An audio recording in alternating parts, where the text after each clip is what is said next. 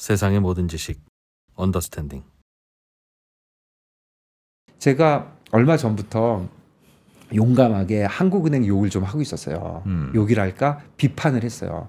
굉장히 강하게 나름대로. 어떤 면에서 비판을 했냐면 한국은행이 너무 안일하다.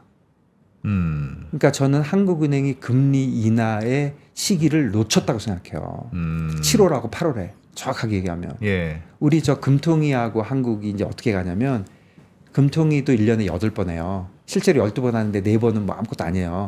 이게 3, 6, 9, 12 빼고 나머지 8번을 하고 그 페드도 8번 해요. 근데 어떻게 하냐면 한국이 먼저 하고 그대로 따라갖고 페드가 이제 두 번째예요. 그러니까 1년으로 보면.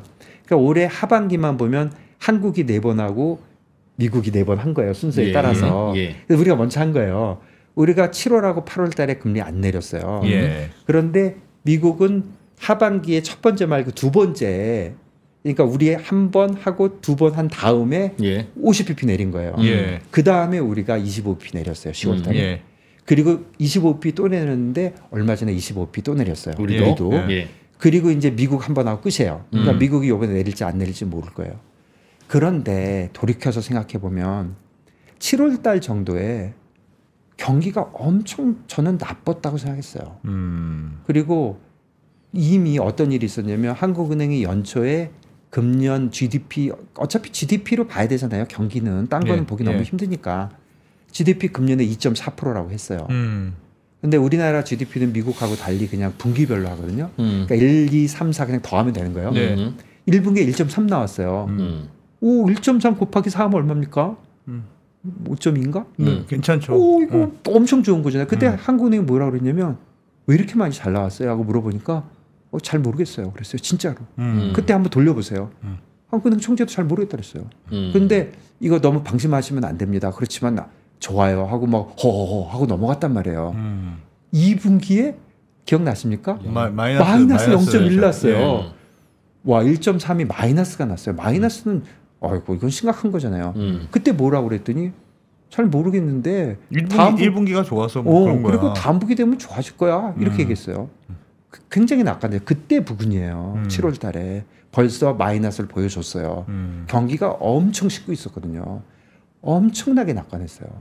엄청나게 낙관하고 실제로 3, 4분기가 0.5라고 얘기했는데 보세요. 이 단순 무식하게 해볼게요. 2.4가 되려는데 1.3하고 0.1이 됐어요. 1.3 플러스 0.1 마이너스. 그럼 1.2잖아요. 그럼 2.4 하려면 1.2 또 하면 되죠. 하반기에. 그러니까 이렇게 얘기했어요. 3분기에 0.5 할 거야. 4분기에 좀 더 올라가고. 그럼 딱 맞잖아요. 2.4. 0.5라 그랬는데 0.1 나왔어요. 그러니까 마이너스가 0.2였어요. 그 다음에 0.1 플러스가 나왔어요. 그러면 0.5라고 생각했는데 0.1이 나왔어요. 그러면 0.4니까 별 차이 아닌가요? 엄청 큰 거예요. 분기별이기 때문에 곱하기 4 해야 되거든요. 뭐 그런 식으로 한국은행이 엄청나게 경기를 낙관을 한 게 기본인 것 같고요.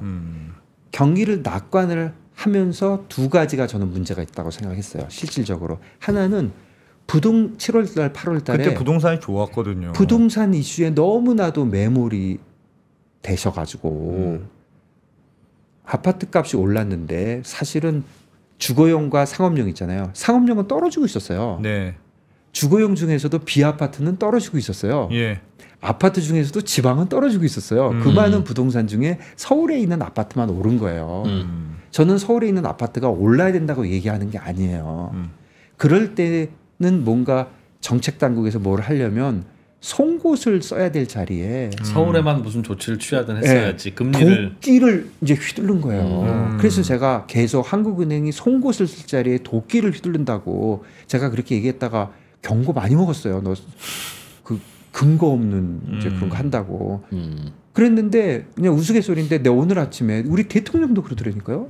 송곳 쓸 자리에 이거는 도끼가 아니고 전기톱을 들고 죄송합니다.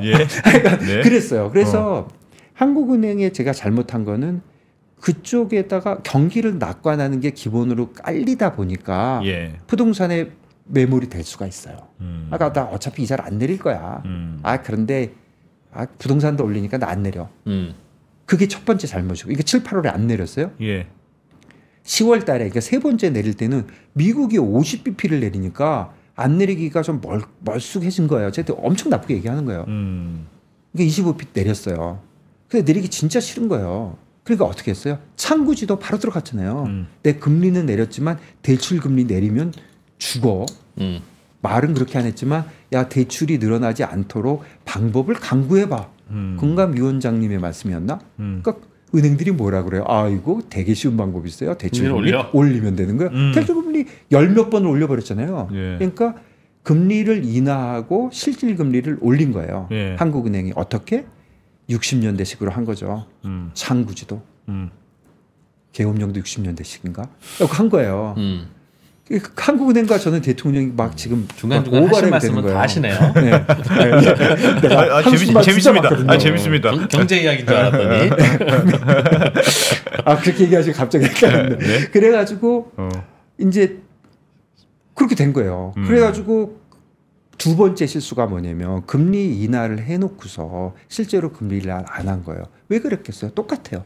계속 경기를 낙관하면서 그리고 부동산에 대한 매몰이 돼 있었고 그리고 그때 한국은행이 한 가지 착각이라고 저는 강하게 생각했던 게 뭐냐면 한국은행이 환율에 대해서 얘기를 할 때 우리나라 환율이 이자율 차이가 벌어지면 환율이 약세가 될 거야. 예.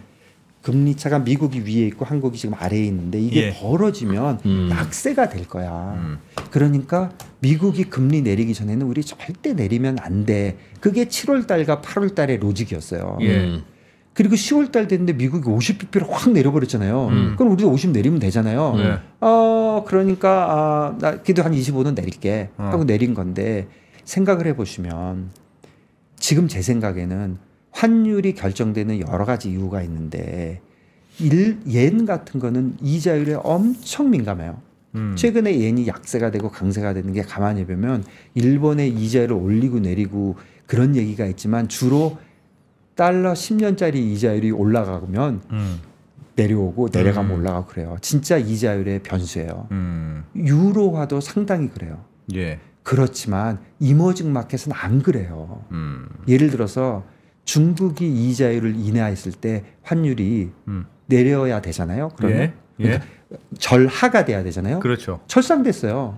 어떻게 생각하느냐면 경기를 부양을 하니까 이 나라가 좋아질 것이야. 그러니까 환율이 강세가 되는 거야. 모든 아시아 커런시가 다 그래요. 지금 현재 라틴 아메리카가 다 그래요. 뭐 페소니 뭐니 우리나라가 일본과 유럽과 같은 선진국입니까? 저는 아니라고 생각하거든요. 그야말로 중국보다도 못한 지금 현재는 이머징 마켓인데 왜 이자율 차이를 보느냐. 환율이 걱정되시면 7월 달에 금리를 인하해라. 그러면 경기에 대해서 한국은행이 의지를 보이는 것이고 경기가 좋아지니까 환율이 강세가 될 것이라고 저는 얘기를 했는데 뭐 제가 얘기해봐야 듣지도 않으시겠지만 저는 굉장히 의아하게 생각을 했는데 결과적으로 어떻게 됐냐면 지난 목요일 날 지금 뭐 하도 일이 많으니까 잊어버리신 거 같죠. 지난 목요일이에요. 예. 오늘이 수요일이잖아요. 일주일도 안 됐어요. 금리 인하를 갑자기 했어요. 금리 인하를 갑자기 하니까 이자율이 10bp 확 내렸어요. 예. 금리 인하가 왜 갑자기 했다고 얘기했어요? 한국은행이 안 하겠다고 얘기를 했으니까 금리 인하를 안 하는 게 맞다고 생각한 게 아니라 한국은행이 금리 안 내린다고 말을 하니까 안 내릴 줄 알았지. 안 내릴 줄 알았지. 그런데 내리니까 놀란 거죠. 예. 그게 뭐가 이상해요. 그래갖고 10bp가 내렸어요. 이자율은. 그런데 그날 환율 어떻게 됐어요? 아무 일도 없어요. 그날 1395원에서 아무 일도 없어요. 물론 그 다음에 1402원 됐지만 그건 글로벌 달러가 올라서 그런 거고 환율 하나도 안 올랐어요. 결국 뭐예요? 한국은행 그동안 얘기하는 게 말도 안 된다는 소리라는 게 그냥 시장에서 딱 나왔잖아요. 야 이자율하고 아무 관계가 없거든. 그렇게 된 거라고 저는 생각해요. 그러니까 결국은 길게 보면 한국은행이 경기를 낙관내는 거에 시작을 해가지고 두 가지 실수를 했다고 생각하는 거예요. 저는. 하나는 송곳으로 할 걸 도끼를 휘두른 거고 부동산 문제 때문에 또 하나는 환율에 대한 게 핑계였는지 뭔지는 모르겠지만 환율 핑계를 대면서 이자를 안 내린 거예요. 이자율을 내렸다면 꼭 아니겠지만 경기가 이거보다 좀 낫지 않겠습니까? 포캐스트가 아무래도 재정 정책, 금융 정책이 있는 건데 이 파월은 코 0.25 올릴까 말까 그 쌩 난리를 치잖아요. 뭔가 파악을 하고 한국은행 너무 낙관했다. 낙관을 했다고 저는 무조건 생각하고요. 네. 7월달, 8월달에 내리는 거를 못 내린 거예요. 그러니까 그 요즘 기자분들이 좀 용감하더라고. 총재한테 그냥 물어봤어요. 아니 8월달에 금리 그거 실기 그것도 주신 거 아닙니까? 하고 질문을 했더니 답이 이거였어요. 그 판단은 1년 후에 해주세요. 이렇게 했어요. 1년 후에. 무슨 말일까요? 지금 하지 말고 1년 후에. 나 지금 못하는 말이 있어. 그렇기도 하고 결과는 늦게 나온다는 거죠. 결과는 좋을 거야. 제가 하고 싶은 말은 1년 후에는 아무도 관심도 없어요. 1년 후에 총재님이 내리고 올린 거에 나 관심도 없어요. 그건 그냥 답 안 하겠다는 소리지. 답을 해줘야지. 기자가 물어보면. 나는 왜 그때 안 내렸어. 그런 식으로 두리뭉실 넘어가는 거는 나는 진짜 너무 비판적으로 얘기했어요. 왜 이렇게 그랬을까요? 한국은행은 왜 경기를 낙관했을까요? 그러니까 그냥 좋게 볼 수 있죠. 그러니까 그때도 그러니까 하여튼 제 기억으로는 수출은 그래도 좀 괜찮았어. 네. 근데 내수는 상반기에도 안 좋았는데 생각보다 하반기 들어서 내수는 계속 안 좋아지고 수출도 좀 안 좋아지니까 이상하네. 그런데 정확하게 보면 그때 하는 총재가 인터뷰 과정에서 제가 인터뷰 다 들었거든요. 예. 인터뷰에서 금리 갑자기 왜 내리셨어요? 그랬더니 두 가지 이유가 있다 그랬어요. 하나는 트럼프가 돼서 나 그 얘기할 때 난 웃었어요. 진짜 해도 너무하네. 두 번째 수출이 증가율이 떨어져서 와 수출 증가율 떨어진 걸 그동안 몰랐어? 그 두 가지를 얘기했어요. 그렇지만 저는 그건 표면적인 이유였고 표면적인 이유는 저도 방송에 나오면서 말 엄청 조심해서 하는 거고요. 예. 정확한 표현은 핑계였고요. 실질적인 이유는 바로 전날인가? IMF가 기억나십니까? 맞아. 경고했어요. 예, 성장률 떨어질 거라고. 정확하게 저하고 똑같은 말했어요. 나 너무 기분 좋았어요. 한국은 환율이 문제가 아니다. 경기가 문제이니까 이자율을 당장 인하해라. 이렇게 얘기했어요. 정확하게 그렇게 얘기했어요. 이 총재가 IMF에 오래 있었잖아요. 예. 그거 무시하기 굉장히 어려웠을 거예요. 그리고 놀랬을 거예요. 그리고 나서 경기 전망을 과감하게 내렸잖아요. 2.4를 2.2로 내린 게 문제가 아니라 내년을 2.1을 1.9로 내셨어요. 1대가 나왔잖아요. 그리고 26년을 1.8로 했어요. 이 총재가 뭐라 그랬냐면 내년에 상반기가 좀 안 좋을 거야. 그렇지만 하반기에 올라가. 그래서 2% 잠재 성장률을 맞출 거야. 그렇게 얘기하는 사람이 26년을 1.8로 썼어요. 말 됩니까? 앞뒤가 하나도 안 맞는 거죠. 예. 어떻게 이렇게 될 수는 없잖아요. 그러니까 갑자기 경기 예측을 다 바꿀 수밖에 없는 데이터가 나온 거예요. 한국은행이 제일 먼저 보잖아요. 그러니까 경기 데이터가 나왔는데 예측을 안 낮출 수는 없잖아요. 뭘까요, 그 데이터가? 추측하자면. 수출 뭐 모든 데이터들이죠. 수출 내수, 그러니까 종합적인 데이터죠. 우리도 다 본 거. 근데 수출이라는 건 뭐 어느 달은 많을 수도 있고 어느 달은 적을 수도 있으나 하는 총재가 이번에 언급할 때는 수출의 구조적인 문제가 있다. 정말 죄송한데요. 할 말 없을 때 하는 게 구조적인 거예요. 구조적인 게 뭐예요? 저한테 죄송하실 것까지요? 아니 진짜 구조적. 저도 항상 얘기하는데 이거 어떻게 될 것 같아요? 그럼 제가 하나만 코멘트 할 때 그건 구조적인 문제가 있는 것 같아요. 가로치고 저는 잘 모르겠어요거든요. 그렇잖아요. 답을 정확하게 해야죠. 하는 총재가. 구조적인 문제가 있어요. 나 외화 유출이 다음 달부터 더 심해질 것 같은데요. 왜 그럴 것 같아요? 구조적인 문제가 있을 것 같아요. 뭐 세상에 그렇게 쉬운 답이 어디 있어요? 그게 아니라요. 이건 이렇게 되고 구조적인 문제가 있다. 그 말이 세상에 그렇게 쉬운 말이 어디 있으며 세상에 구조적인 문제가 없는 사회 현상이 어디 있어요? 다 있지 따지고 보면. 그러니까 뭐 그렇게 된 거죠. 그러니까 결국 그런 일이 있었던 거고 IMF가 굉장히 강하게 지적을 했고 여러 가지 지표를 볼 때 한국은행의 그 예상치를 낮출 수밖에 없었고. 예. 근데 한국은행이 이렇게 하는 거죠. 야, 내가 원래 잠재 성장률 위에 있을 거라고 생각했는데 이제 낮출 거야. 그런데 이자율은 안 내릴 거야. 앞뒤가 안 맞잖아요. 그러니까 내린 거예요.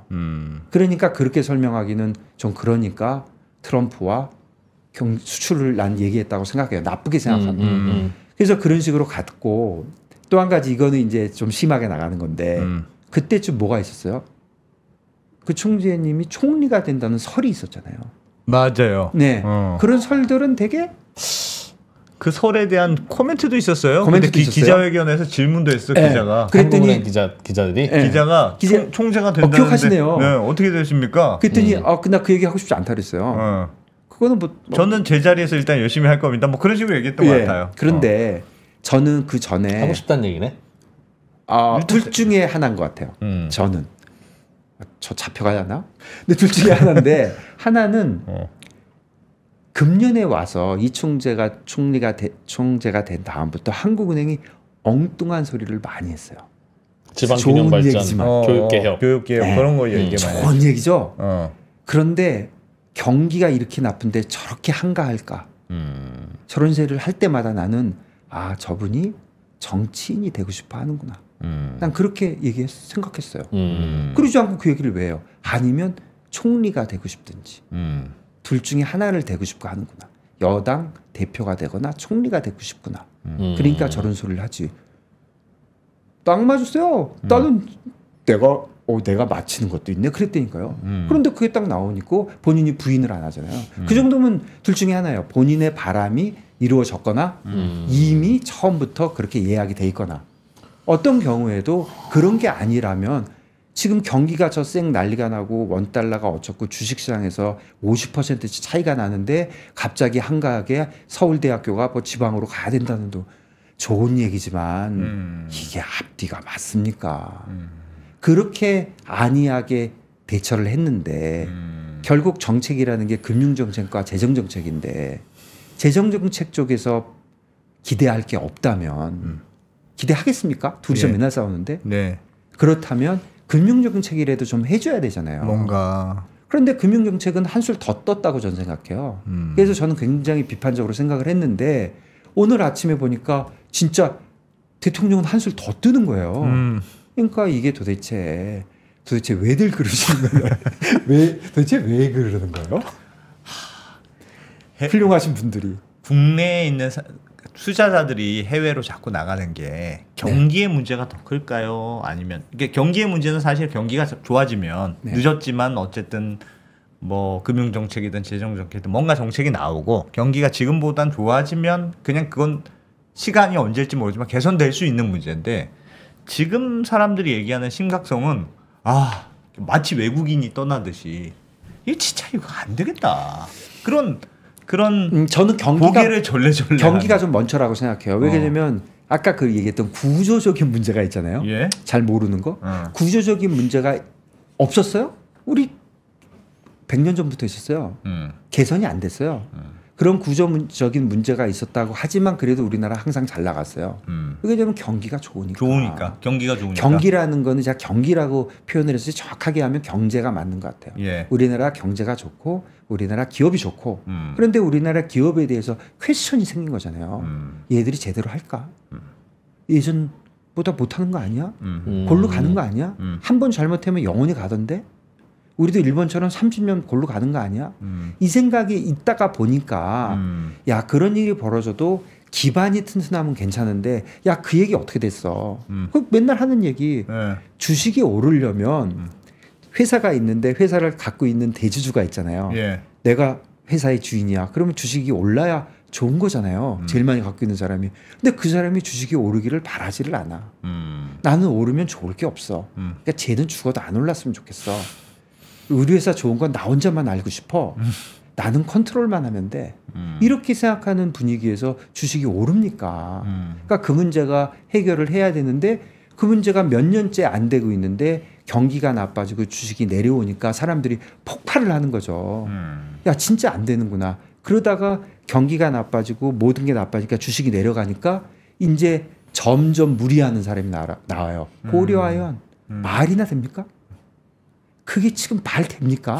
150원짜리를 80원에 해가지고 뭐 내 친구한테 이런 게 다 합법이라는 거 아닙니까? 이런 게 저 예전에 한번 여기 와서 LG와 갈 때 제가 할 수 있다고 하냐 그런 얘기 했잖아요. 할 수 있다고 하냐 이게 이제는 아 몰라 내가 살아야지 내가 죽게 생겼는데 나 뭐 불법 아니랬는데 나 잡아가든지 네 마음대로 하삼 이렇게 대주주가 이제 배를 째버리잖아요. 옛날에는 하면서도 미안해했어요. 요즘은 미안해도 안 해요. 아 내가 할 수 있는 거 하는데 왜 불법도 아닌데 불법도 아닌데 야 다 내가 합법적으로 사는데 왜 나만 갖고 그래. 나도 주식 떨어져서 죽겠어. 너만 죽겠냐? 나도 죽겠어. 사회가 이런 식으로 가면은 예. 다시 올라갈 기회가 다 없어진다니까요. 그러니까 나 같으면 아씨 웬만하면 창업을 했는데 이것도 해도 너무하네. 해외로 나가야지. 제가요 3년 전부터 방송도 나오랬는데 네. 그때부터 제가 딱 한 가지만 내가 방송 가서 주장해야지 한 게 있어요. 예. 우리나라 투자가들이 다양화해야 된다. 그게 무슨 말이야? 다양화. 투자의 다양화. 포트폴리오에 네, 주식만 사지 한국 주식만 사지 말고 세 가지 쪽에서 외국 주식도 사고 두 번째 환율만 하지 말고 주식만 하지 말고 채권도 하고 뭐 원유도 하고 모두 해야 된다. 세 번째 현물도만 하지 말고 발생상부터 해야 된다. 이 세 가지를 하는데 제가 금년에 엄청 제 말이 맞은 거예요. 그런데 문제는 다양화를 하는 게 아니라 그냥 몰빵으로 가버리더라고. 한국은 안 하고 저쪽으로 가버려.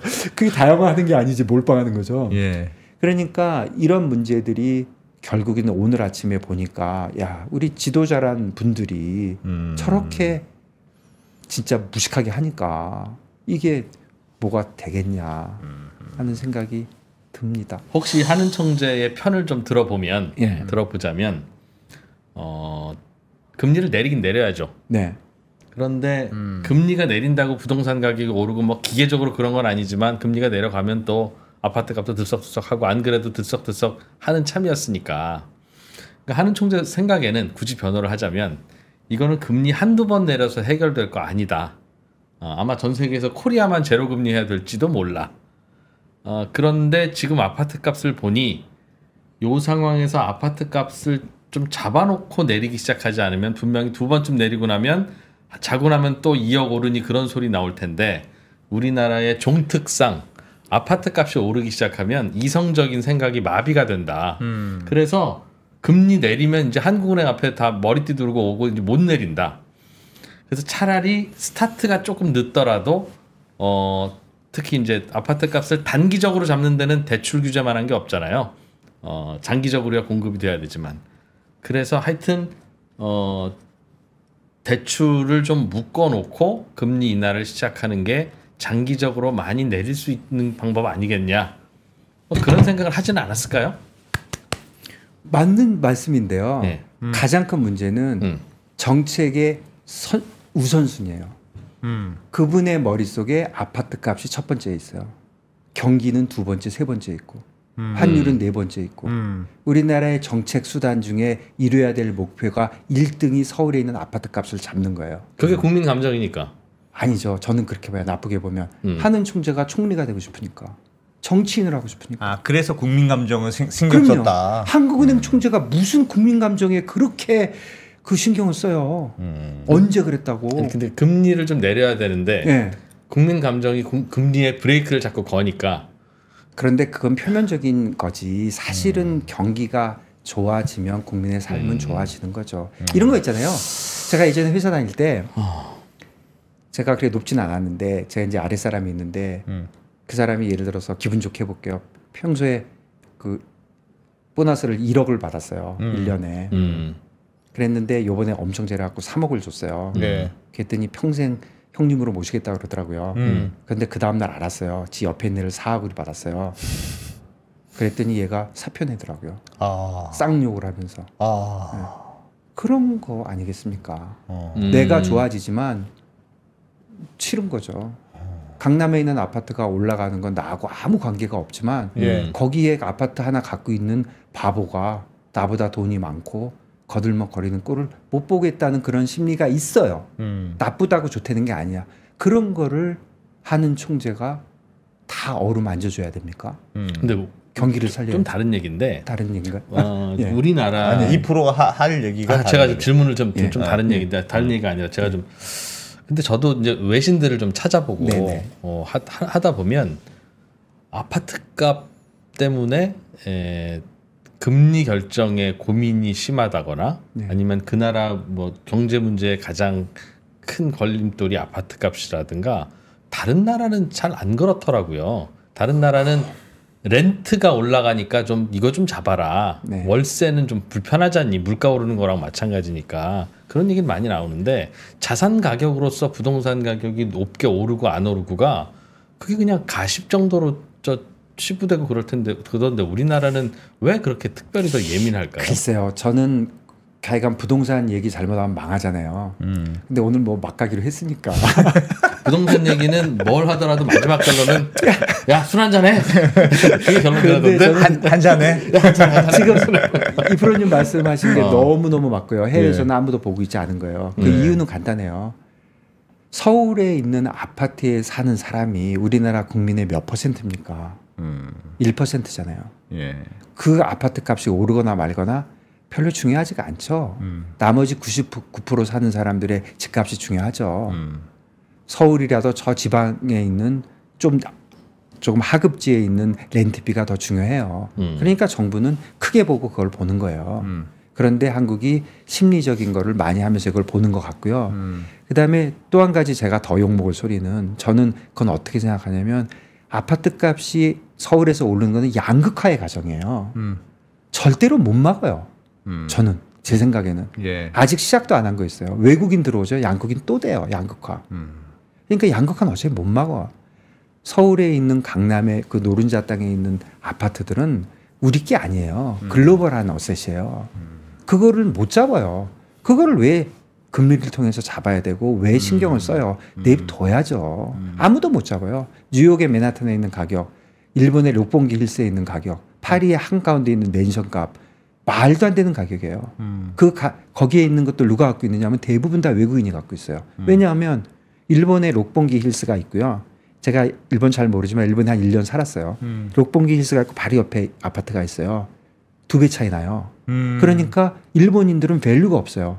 야 100m만 걸어가면 똑같은데 내가 저 집을 왜 두 배에 사야 돼? 그러니까 일본인들은 안 사요. 누가 사냐면 외국인은 어차피 난 제일 비싼 걸 사고 싶어요. 벤치마크를. 그러니까 사는 거예요. 그 모리타워라고 모리가 록봉기 힐스를 개발했어요. 그때 제가 마침 일본에서 일하고 있었거든요. 말도 안 되는 가격에 분양을 해요. 그러니까 아무도 안 사요. 그러니까 이 사람이 돈이 많아가지고 안 팔아버리더라고요. 집을 비워놔버렸어요. 네. 10몇 년을. 최근에 다 팔렸대요. 내가 깜짝 놀랐어요. 어떻게 다 팔렸어? 딱 한 명이 샀대요. 중국 사람이 와서 중국인. 싹다 사는 거예요? 에셋 파킹을 아니요. 한 명이 산 건 아니에요. 중국 사람들이 다 산대요. 왜? 일본인은 절대 안 산대요. 왜? 너무 말이 안 되게 비싸니까. 파리에 가면 굉장히 좋은 맨션들이 많이 비어 있어요. 네. 그래서 그 비어 있는 맨션에 노숙자들이 들어가서 난리를 쳐요. 너무 이상하잖아요. 굉장히 비싼 게. 그게 너무 부자가 사가지고 1년에 파리를 한 번 가도 호텔 가기 싫은 거예요. 그래서 사놓고 잊어버리고 안 들어가. 돈이 10억 있으면 맨날 세요. 예. 100억이나 200이 있어도 꽤 센대요. 예. 1000억 정도 있으면 잘 안 돼요. 내 돈이 어디 있는지. 돈이 10조가 있으면 어디 있는지 몰라요. 내 돈. 그런 거하고 비슷하게 어차피 각 나라의 제일 좋은 데는요. 우리 거 아니에요. 그 슈퍼리치들 거지. 뉴욕이나 파리의 그 호텔의 스위트룸 있죠. 예. 그거 하루에 제가 좀 전에 얼마 전에 여행 갔다 왔어요. 예. 그럼 호텔 이렇게 찍어볼 거 아니에요. 그럼 스위트룸 있으니까 궁금하잖아요. 제일 싼 게 다 4만 불이더라고요. 우리나라 돈으로 5천만 원 하루에? 더 웃기는 거, 예, 더 웃기는 거 있어요. 방을 잡을 수가 없어요. 꽉 차서? 꽉 차서. 저는 잡을 생각 없었지만 이제 본 거예요. 그러니까 슈퍼리치가 있는데 그 사람들은 앞으로 예전보다 더 생길까요? 덜 생길까요? 더 생기죠. 무조건 더 생기죠. 양극화 일어나고 산업이 무슨 철강 산업이 있는 게 아니라 무슨 IT 그다음에 뭐 지식 산업으로 넘어갔으니까. 그래. 그럼 양극화 계속 일어나면 슈퍼리치는 무조건 더 생기고 예. 슈퍼리치들은 하나씩 갖고 싶죠. 일본에도 하나, 뉴욕에도 하나, 한국도 괜찮아 보여. 한국에도 하나. 그래. 이 사람들은 가격이 없어요. 나도 돈 생기니까 좀 갖고 싶더라. 그러니까 제가 볼 때 강남에 있는 뭐 틀릴 수 있지만 강남에 있는 몇 개 좋은 그런 아파트들은 기본적으로 가격이 없어요. 그거를 왜 신경 씁니까? 내 거 아니에요, 그거. 그럼 다른 외국에서는 그래, 그거 우리 국민 거 아니고 슈퍼리치 거야라고 이미 인식하고 포기하고 빼놓은 거예요. 저는 그렇게 생각해요. 우리는 아직 그 단계로 못 갔고, 그 다음에 우리는 지금 아직 외국인들이 들어오지도 않았잖아요. 그 제가 오늘 사실 하고 싶었던 얘기 그거예요. 앞으로 외국인 엄청 많이 들어올 건데 외국인 들어올 때 이민 정책 엄청 잘해야 돼. 잘못하면 큰 사회적인 문제 생겨. 왜 많이 갑자기 들어올 거라고 생각하세요? 앞으로 들어올 수밖에 없죠. 사람이 없으니까. 인구가 줄어드니까. 그러면 이제 들어올 텐데 그거를 굉장히 정제되게 들어오게 해야 돼. 잘못 들어오게 하면 잘못하면 망해. 필요한 인력만 잘 선발해서. 그러니까 어떻게 뭔가 잘해야 돼요. 그럼 이거를 잘한 나라가 있냐? 거의 잘한 나라 없어요. 뭐 미국이 제일 잘했다고 해야 될까? 독일 완전히 잘못됐고요. 뭐 캐나다도 잘못됐고. 다 잘못됐어요. 다 실수를 한두 번 했어요. 그러면 한 번만 실수하면 끝이에요. 그런데 우리도 굉장히 정제되게 잘 해야 되는데 정제되게 잘 할까? 그런 걱정이 돼서 뭐 제가 여기저기 좀 그래도 좀 살았으니까 뭐 홍콩에 예를 들어서 그 가사 도우미들 할 때 그런 거 뭐 이런 거 우리도 하잖아요. 이런 거 좀 정제되게 해야 될 것 같아. 그런 얘기 두 분하고 좀 솔직하게 얘기했으면 좋겠다 그런 생각을 했는데 오늘 이렇게 됐지만 결국은 그런 거하고 비슷한 것 같아요. 아주 비싼 한두 개의 아파트요. 한 100채 됩니까? 그 저기 제일 위에 거. 많이 되면 1000채 됩니까? 그거 얼마가 되든 그냥 놔두면 되고 그것 때문에 공돈 버는 사람 100억 번 사람 놔두면 세상에 공돈 100억 1000억 번 사람 많아요. 그냥 잘 먹고 잘 살아라 하면 되지. 그거를 왜 하는행 총재가 그걸 잡겠다고 그렇게 하는지 나는 진짜 이해가 안 됩니다. 저는 이해가 안 됩니다. 다른 사람들은 많이 이해하시고 그게 한원 총재가 잘한 거야. 한원 총재에 대한 제일 좋은 첫 번째 제가 한원 총재 욕하면 저 욕 엄청 먹어요.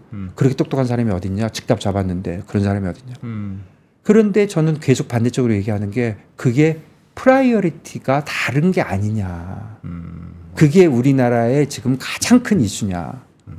그분의 입장에서는 틀린지 모르지만 정치인에 관심이 있다면 맞는 선택을 했지만 나라를 위해서는 맞는 선택은 아니다. 저는 그렇게 주장을 하고 싶은 거죠. 감히.